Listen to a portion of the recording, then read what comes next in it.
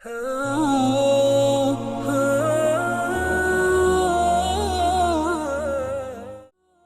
خلاصہ کلام یہ کہ ابھی جیسے میلاد مصطفیٰ صلی اللہ علیہ وسلم کی مجلس اور محفل ہے، ہر سال میلاد منایا جاتا ہے، ہر سال سرکار سے محبت کرنے والے اظہار خوشی کرتے ہیں، مبارکباد دیتے ہیں، اور جس طرح اللہ تعالیٰ نے ان کو موقع دیا، استطاعت دی، وہ چاہتے ہیں کہ لوگوں کو خوشی میں شریک کریں۔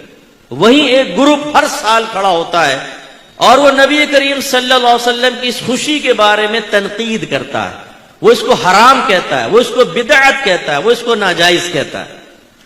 لیکن آپ یہ غور کریں گے کہ وہ گروہ کبھی 14 اگست کے بارے میں نہیں کہے گا کہ یہ بدعت ہے، یہ حرام ہے۔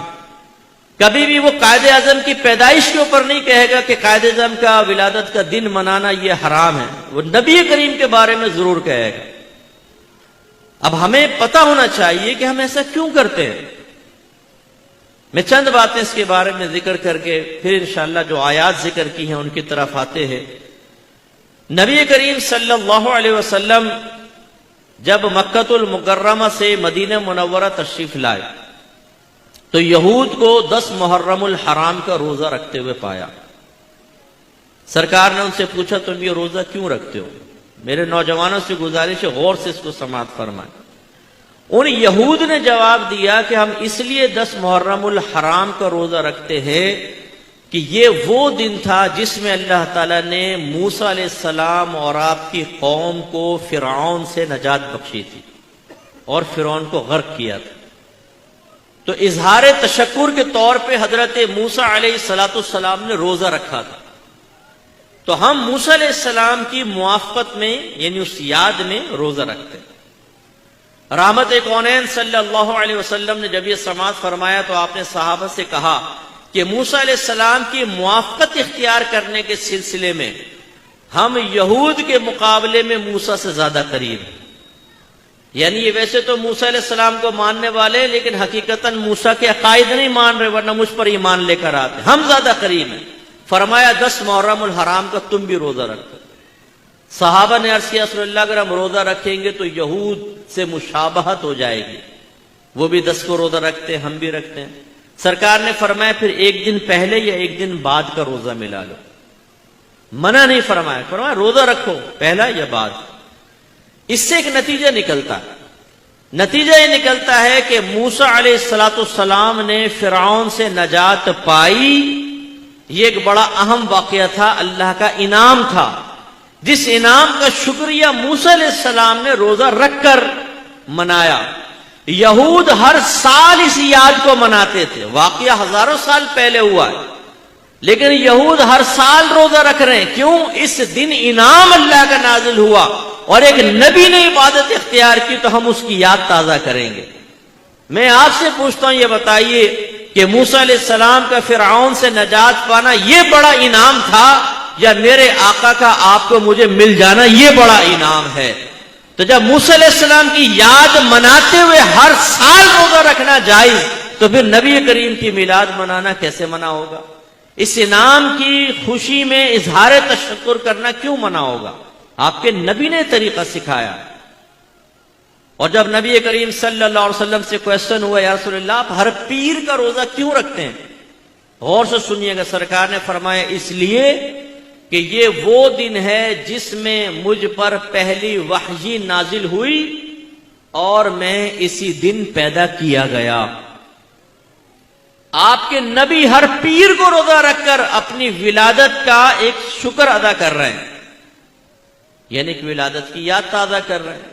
اگر مسلمان ہر پیر کو نہیں سال میں ایک دفعہ کرے تو کیسے ناجائز ہوگا، جبکہ آپ کے نبی تو ہر پیر اپنی ولادت پر اظہار تشکر فرما رہے ہیں، اس لیے اس میں شرعاً کوئی حرج نہیں۔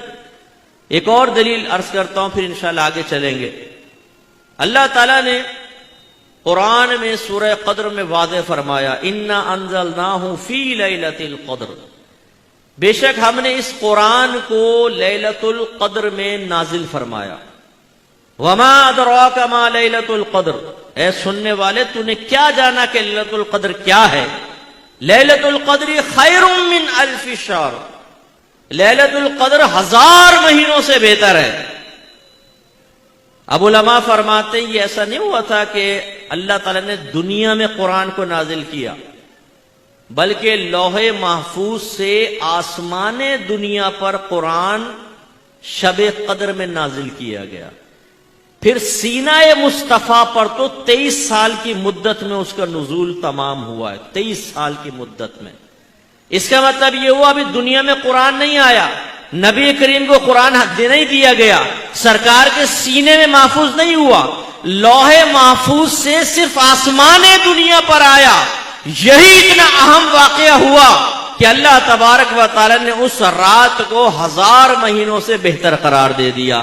میں آپ سے پوچھتا ہوں، جس رات میں قرآن لوح محفوظ سے آسمان دنیا پر آئے، وہ قیامت تک کے لیے رات معظم اور معتبر ہو جائے، جس رات میں صاحب قرآن تشریف لائے، اس رات کا عالم کیا ہوگا؟ اور اس میں خوشی منانا کیسے غلط ہو سکتا ہے؟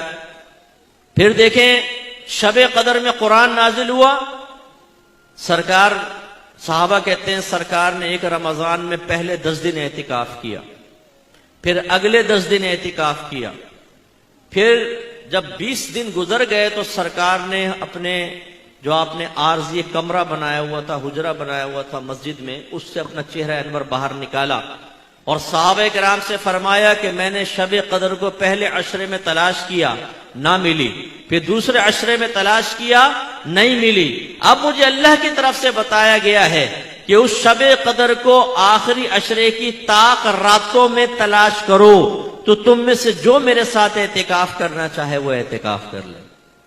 اس کا مطلب یہ ہوا ایک عظیم واقعہ شب قدر میں نازل ہوا، واقع ہوا، وہ پتہ نہیں کتنے ہزاروں سال پہلے۔